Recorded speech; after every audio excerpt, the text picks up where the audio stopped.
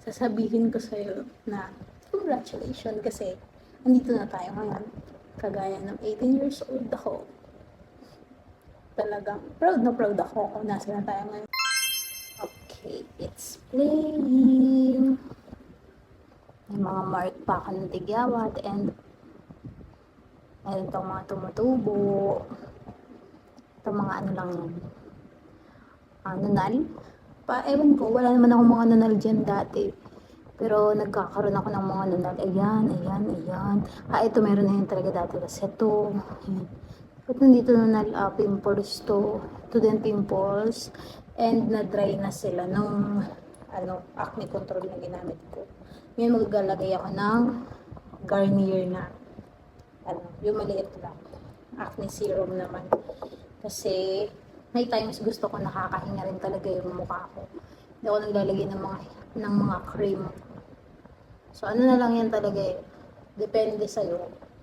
Siyempre, alam mo naman yung mukha mo. Alam mo kung anong kailangan ng balat mo. Pag feeling mo parang masyadong mabigat na yung mga nilalagay mo sa mukha mo, magpigil-pigil ka rin. Mag-stop ka ng mga nilalagay mo. Ewan ko sa akin lang yon. Pero kung yung iba talagang kumpleto, rekado yung nilalagay niya sa mukha niyo. Yung mukha ko kakaiba. Kasi minsan, feel ko, sobrang bigat na. Parang naglagay ako ng serum, naglagay pa ako ng cream, tapos kung ano-ano pang anik-anik. Kaya ngayon gusto ko, serum lang ilalagay ko sa mukha ko. Basta may ilalagay ako na, tingnan, may pantal pa ako. Ang init kasi at saka medyo nagtatatambay kasi ako sa warehouse. Kaya medyo maalikabok na nai-irritate yung balat ko. Kaya lagi ako naglo-lotion. Iwan ko nga nagkakaroon na siya ng ganyan. So, hayaan na lang natin. Gagaling din yan. Tsaka mainit kasi talaga, nagkakaroon din nga ako ng mga bungang araw. Dati ng bata ako, yung mga bungang araw din talaga ako sa leeg at saka sa dibdib. Pero ngayon sa dibdib, wala naman bungang araw. Dito lang siguro kasi. Sa warehouse kasi, yung trabaho ko kasi ngayon talagang para siyang start-up. So, hanggang sa warehouse, pinupuntahan ko yon. So, nagtatatambay ako sa warehouse. Kaya mainit, syempre. Hindi naman aircon yung warehouse kasi yung mga item, yung pwedeng babad lahat yun sa aircon kasi may mga parts yun na hindi dapat na-airconan. Kasi hindi naman mga makeup yung mga tinda namin to kasi dapat talaga to nasa parang cold temperature talaga yan. Kasi may mga vitamin C yan na kapag ka nainitan, parang may kumukulang ganyan. Hindi ko alam, hindi naman ako banda sa cosmetics. Tapos sa gabi naglalagay din ako nito kasi ewan ko somehow parang nakakadagdag siya ng glow ng pisngi mo kahit hindi ka maglagay ng ganito. Parang hanggang kinabukasan. Naghihilamos naman ako sa umaga. Pero hilamos lang, pero hindi ako talagang naglalagay ng face wash. Hilamos lang ng tubig. Tapos malalagay na ako ulit ng cream. Hindi na ako nagsasabon. Nagsasabon lang ako kapag galing ako sa labas. Tapos pasok ako. Pero dito naman sa bahay, hindi naman ako naalikabukan dito siguro. Kaya hindi naman nadumihan yung mukha ko. Kaya ginagawa ko, wash lang talaga ng tubig. Tapos lalagay ko na ng cream. Kaya pagising ko ng umaga, parang natural na mapink-pink pa yung pisngi ko. Kaya gusto ko naglalagay niyan. Para kunyari mistisa ka. Achieve na achieve mo dyan, girl. Ganun. Yan. So, story time na lang din, no? Okay. So, ano nga yung story ko? Mag-story ako kaso nalimutan ko. Pero yan, ganyan siya. Okay. Ayun. Yun sa, sa warehouse. Tumatambay ako dun sa warehouse namin. Tapos kahit pa paano may movement naman na yun. And nakakatuwa naman. Kasi parang sa'yo nanganganak yung department. Kaya natutuwa naman talaga ako. Yan. Bongga na yan, no? Tapos ganyan na ako matutulog. Hindi, maglalagay pa pala ako ng serum sa buhok kasi kanina, nag-shampoo ako ng buhok. Kaya pag nag-shampoo ako ng buhok, nilalagyan ko naman siya ng hair serum. Ito, konti na nga lang. Kasi yung buhok ko, dry talaga siya, literal. Ayan, tignan yung mga ends. Nag-dry talaga. Kasi, nagpa-reban ako. Tapos, siguro yung bakla, hindi siya ganun kasanay mag-reban. Napanat-panat niya yung mga buhok ko. Pero hindi ko naman sinisisi kasi sobrang na din dry na rin talaga yung buhok kasi treated hair. Lagi ako nagpapakulay. Tapos parang pag nai-stress ako, papakulay ako ng buhok. Ngayon lang ako hindi makapagpakulay ng buhok kasi wala ako sa mood. Pero, nung sa mga, nung mga nakaraang taon, once na-stress ako, gusto ko parang sinasabunot-sabunutan yung buhok ko ng mga, di ba pag nare-reban ka, sinasabunot-sabunutan yan, pinaplansya-plansya, gusto ko maraming ginagawa sa buhok ko para nare-relax ako. Tsaka kasi, hindi naman kasi, parang ewan ko, yun doon nanggagaling yung confident ko. Kapag maganda yung buhok ko, feeling ko, may confident ako, ganyan, kasi, maganda, presentable ka tignan. Ganun. Pero ngayon, dahil ganito nga yung buhok ko ngayon, dry yung dulo niya, and yung dito niya, parang may mga, ayan na nakita niyo na naman, may mga putol-putol siya. So, hindi ko muna siya, pinapahaba ko na muna yung roots, para kung sakali na masunog na naman siya dito, hindi siya yung parang mapuputol-putol. So, pinapahaba ko siya.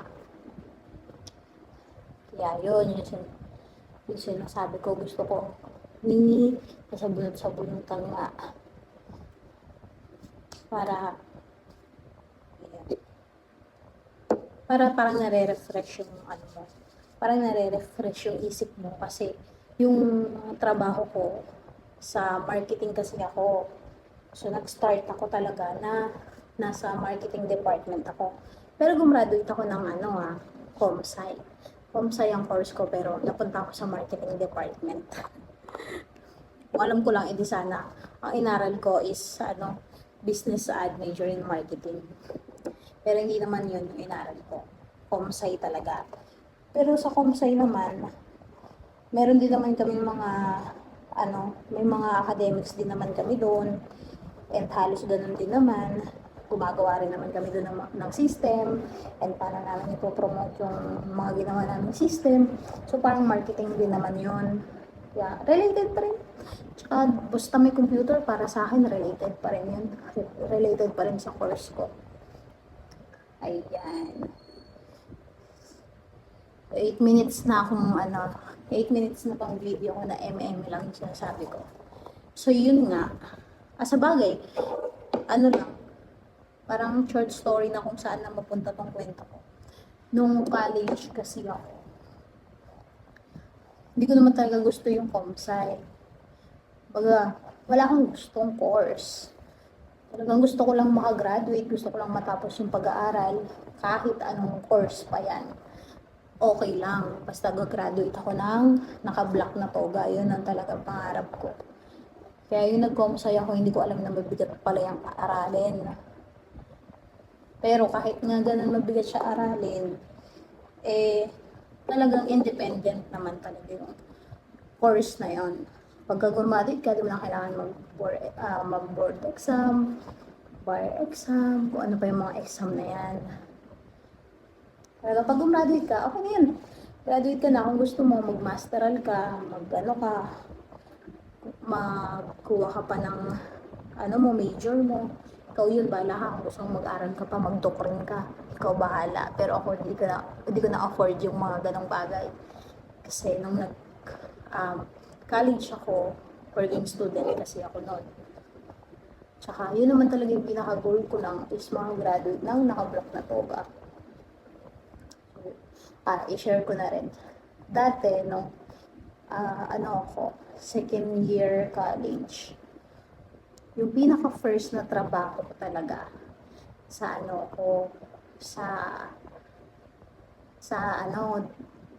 supermarket.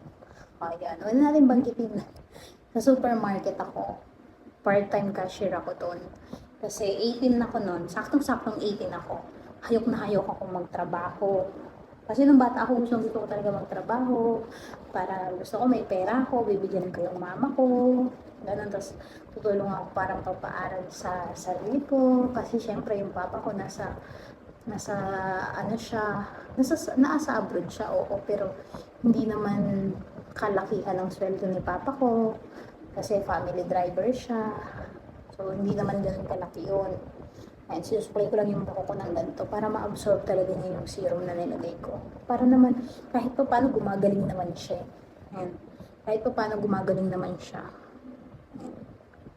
Pero pagka natulog ako, nagising ako, na naman siya, talagang dry na naman siya na parang sinabunot sa bunutan.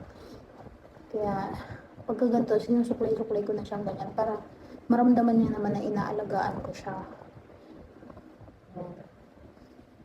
Kasi buhok ko naman to eh. At alagaan mo rin minsan. Ayun. At tapos balik na tayo sa kwento. So nahitin ako, hayok na hayok nga ako magtrabaho. Kasi gusto ko makatulong sa pamilya ko, sa mga parents ko. Kasi nakikita ko talaga yung paghihirap nila. Kasi lumaki nga kami mahirap. Tapos, nung second year ako, nagkaroon ng emergency. Ang papa ko, ito make story short, nakulong siya. Make the story short. Nakulong ang papa ko sa abroad. Kaya natigil, talagang matitigil na talaga yung pag-aaral ko. Sabi ni papa ko noon, stop ka muna. Ganyan. Kasi nakakulong ako ngayon, di ako makapagpadala. Ganyan. Pero ang ginagawa naman ng papa ko kasi noon, advance siya magbigay ng pera. Kaya meron pa akong budget for 2 months, ganyan. May budget pa ako for 2 months yata yun. 2 months ba o buong sem? Parang 2 months. So, may budget pa ako ng pang 2 months kasi advance siya magbigay. Ngayon, naitawid ko yung 2 months na yon. Kaso, nung patapos na yung 2 months na yon, kailangan na pangbayad sa mga prelim, midterm, di ba? May bayad yan bawat may exam. So, nagpo-promissory note na muna ako. Tapos, yan na ako, nag-a-apply na ako ng trabaho. Tapos, one day, nagtinda din kami muna kasi, sabi sa akin nung kinakasama ng mama ko, may stepfather kasi ako. Medyo magulo kasi yung buhay namin. So, yung mama ko at saka yung papa ko, bata pa kami, naghiwalay na sila. Tapos, meron akong stepfather. Mabait naman siya sa mama ko, pero hindi niya kami talaga totally mahal na parang anak. Talagang maramdaman mo yung iba, na maramdaman mong outcast ka sa pamilya. Ganon. Ngayon, nagkaroon ng problema financially sa pag-aaral ko. Kaya ang nangyari, sabi ng stepfather ko, pa-university pa daw kasi yung papa ko, ang yabang-yabang daw. Bakit di na lang daw ako nag-access yung mga vocational course. Para 2 years lang, graduate na, ganyan. So yun, may isang piso, may binching ko, wala naman siyang binigay sa akin para makatulong sa pag-aaral ko. Pero ang dami pa niyang sinabi na para masira yung loob ko na hindi na ako mag-aaral. Kaso hindi ko matanggap yun. Kaya naghanap akong trabaho. Inikot ko yung buong Banawe kasi nakatira pa kami nun sa Masambong. So, sa Masambong wala naman kasing mga trabaho doon. Kaya inikot ko yung buong Banawe kasi alam ko may mga hardware doon, may mga Chinese restaurant doon. So yun, nag-a-apply ako din ng waiter, apply ako ng mga atendera, ganyan. Aso, dahil, nening-neni ako talaga, hindi ako natatanggap. Tapos, nag-try ako kasi meron nakapagsabi sa akin na sa supermarket daw na yun, tumatanggap ng part-time cashier. Sobrang thankful naman talaga ako kay Save More kasi dahil sa kanila, na-continue ko talaga yung pag-aaral ko. Tapos nung tinawagan nila ako, in-interview ako, kabado pa ako kasi first time kong nai-interview, 18 years old lang ako, tapos nag-aaral pa ako. Tapos, bago ako ma-interview, syempre, tuwan-tuwa ako, pinamalita ko yun sa mama ko. Tapos dahil iisang bahay lang naman kami, nalaman ng stepfather ko yun. Sabi niya sa akin, sobrang taas kasi ng standard ng cashier ng mga supermarket before. Pag SM ka, pa-cashier ka, sales lady ka, mataas yung standard. Dapat college graduate, ganyan. So yun yung alam ng stepfather ko. So sabi niya sa akin, mag-a-apply ka ng cashier sa Save More, kay SM, tatanggapin ka ba dun? Eh, di ka pa nga graduate. Ganyan yung sabi niya. Kaya ako, kabado ko. Kasi interviewin ako ng HR ng Save More. Ngayon, nanginginig-ninig pa ako, ganyan. Tapos, yung mga tanong lang naman, yung mga nasa resume ko lang, saan ako nakatira, anong pangalan ko, saan ako nag-aaral, kasi nga, ang parang priority nila as part-time is yung mga estudyante talaga. Tapos sabi niya, meron daw ba akong yung registration card, ganyan. Sabi ko, kumpleto po ako niyan, dala ko rin. Kasi nga, parang sabi ko, baka kailanganin, ganyan. Pati birth certificate ko, dala ko ng mga requirements ko. Wala nila ako yung medical, yan. Pero yung SSS, kumuha na rin ako niyan kasi nga, taing-taing nga ako magtrabaho. Wala lang ako, medical na lang, at saka yung NBI, police clearance, yan na lang yung mga wala ako. Tapos yun, nung in-interview ako, akala ko di na ako tanggap. Kasi 3 months akong nag-antay. Tapos, after 3 months, tinawagan na nila ako nun. Tapos, pagkalakad ko ng mga requirements ni SM Save More before, 2011. 2011, di ba? Tanda ko yun. Kasi na-hire ako September 16, 2011. Tanda ko yun. Tapos, yun na, yung September na yun, yung medical nila, okay din kasi walang bayad. May referral siya that time, kaya wala akong binayaran, tapos okay na ako. Pagkapasang-pasa ko, 1 week lang lumabas na yung result, tapos pinasa ko na siya kagad lahat ng mga pending na requirement ko. Pero yung medical, sinesend yun kay, dun sa office talaga. Eh, syempre, yung NBI, mga ganyan. Eto pa, wala pa akong pera. Wala akong perang pang requirements. Wala akong perang pambili ng sapatos. Kasi yung sapatos doon, may standard sila na dapat yung 3-inch na sapatos na, basta yung sapatos ng mga cashier. Yun. So, medyo mahal kasi yun, nasa 500 yun. So, wala akong pera. Nangungutang ako, ganyan. Nangutang ako sa mga classmate ko. Kinain ko talaga yung pride ko. Ganon. Tapos, napautang naman ako. Tapos, nanghihingi din ako sa mga kapatid ko kasi yung kuya ko na nagtatrabaho na. Tapos, nabigyan naman nila akong pang requirements kaya nakapagtrabaho ako. Tapos, nung nag-report na ako dun sa HR para magpasa na requirements, pinapunta na agad nila ako sa branch na papasukan ko. Tapos akala ko orientation lang muna. Yun pala, magta-training pa. So sabay pala yun. So nag-training pa ako ng 3 days. Wala na nga akong pera. Akala ko pag napasa ko na yung requirements ko, okay na yun, magtatrabaho na. Pero may training pa siyang 3 days. Tapos kabado pa ako doon kasi baka di ako makapasa sa training kasi may mga exam pa siya. Ganyan, kasi cash handling yun. So may mga exam kung paano yung mga ng KIO, yung mga KIOS, POS, yun pala, POS para siya. Yung sa POS, KIOS na kasi na hindi ba yung touch na. Pero that time, POS. So yun pa yung Ang bilis ng kamay ko dun kasi yung mga number.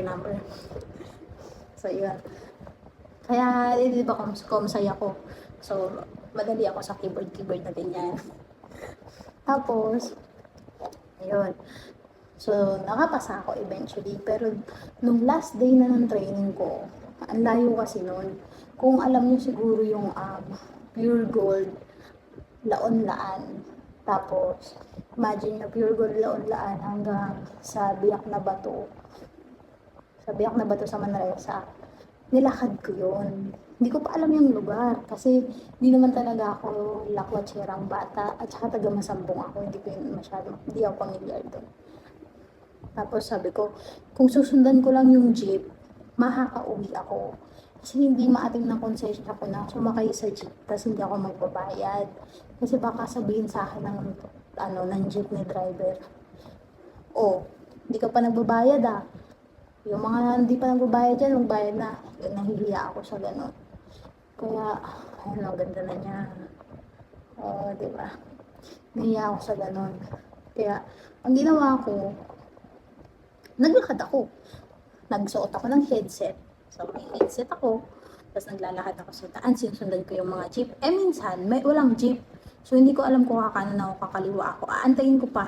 Kunyari, nag-aantay ako ng jeep. Tapos may dadaanan na jeep. Yun, kakaliwa na siya. Kakaliwa na din ako. Yan. Tapos, lakad-lakad na ako. Hanggang sa nakarating ako, nakauwi ako ng bahay. Tapos, napagalitan pa ako ni mama ko. Kasi daw daw ang tagal-tagal kong umuwi. Kasi, yung training namin, hanggang alas 3 lang yun. Nakauwi ako alas 6, mag-aalas 6 na. Kasi nga, naglakad ako. Tapos yung lakad ko, hindi naman mabilis talaga. Kunyari, taga doon lang ako na naglalakad-lakad.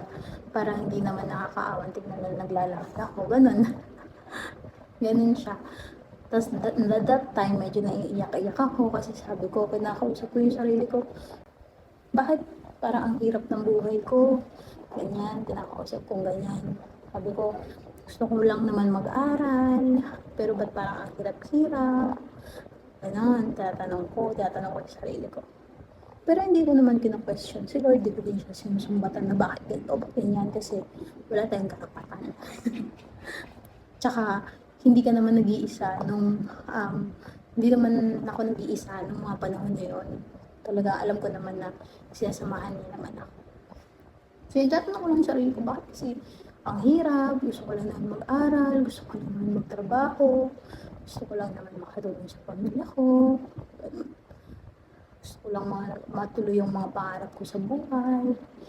Kaya, doon sa 18 years old na ako, talagang, kung makakausap ko siya ngayon, mataba ka na dito ngayon.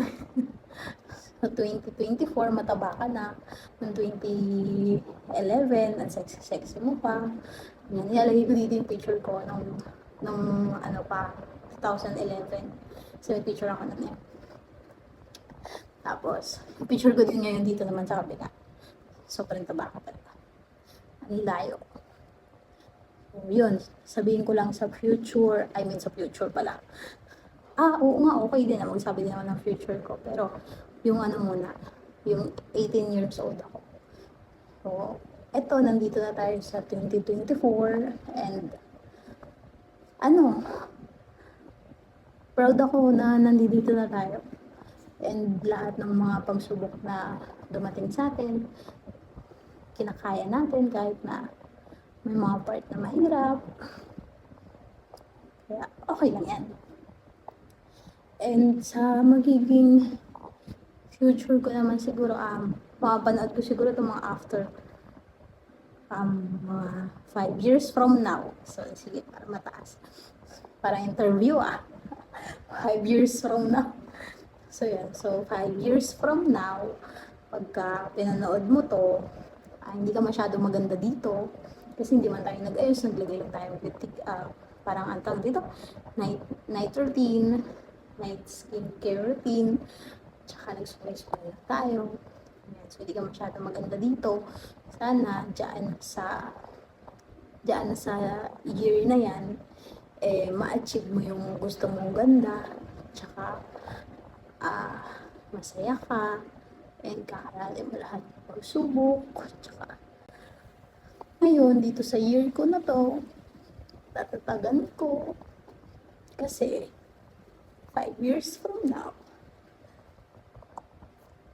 sasabihin ko sa'yo na congratulations kasi nandito na tayo ngayon. Kagaya ng 18 years old ako, talagang proud na proud ako kung nasa na tayo ngayon kasi lahat ng pangarap mo, ng 18 years old ka, natupad mo siya ngayong 2024. Yun lang. Bye, good night.